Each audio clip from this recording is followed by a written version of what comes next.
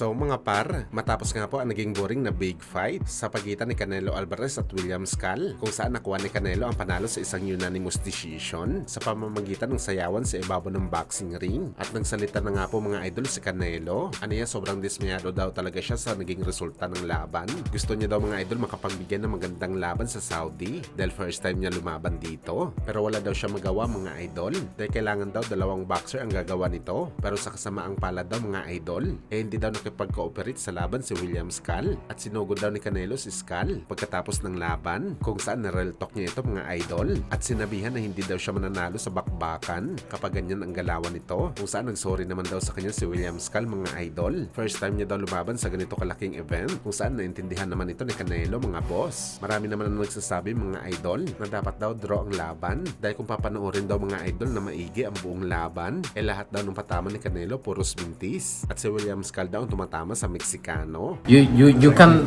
not win a fight like that, fighting like that, and he say I'm sorry.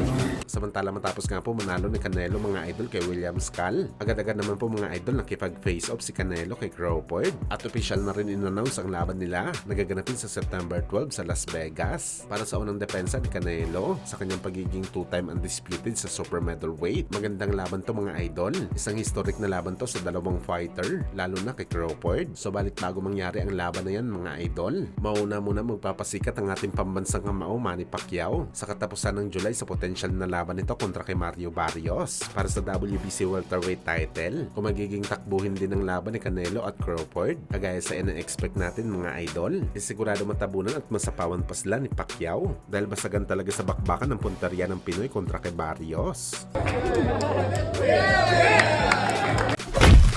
Samantala sa undercard naman ni Canelo mga idol, sa pagitan ni Martin Bakoli kalaban si Efe Ajagba, kung saan mga idol sa naging tema ng bakbakan, round 1 at round 2, pinulbos ng dating top rank prospect na si Ajagba itong si Bakoli. Nangatog kaagad mga idol ang tuhod ni Bakoli sa kanan ni Ajagba, pero pagdating naman sa round 2 at round 4, bumawi naman ang tubong Congo mga idol. Tinadtad nito na parang karne itong si Ajagba, halos 50 na malakas na kamao mga idol ang kinain nito sa loob lamang ng dalawang round, pero kodos pa rin mga idol kay Ajagba dahil nakatayo pa rin ito at tinuloy ang laban. Sa katunayan nito mga idol, bumawi naman ito sa mga sumunod na round, pero pagdating sa round 8 mga boss, nawasak ulit si Ajagba sa kanan na pinakawalan ni Bakoli, pero ang tibay talaga ni Ajagba mga idol, kahit spaghetti legs na, lumalaban pa rin. Pagdating naman sa round 9 at round 10, bumawi ulit si Ajagba mga idol, kaya sa naging scorecards ng mga judges mga boss, tabla ang resulta, draw ang laban ng dalawang heavyweight fighter. Maganda ang bakbakan mga idol, kaya deserve talaga nito ng rematch.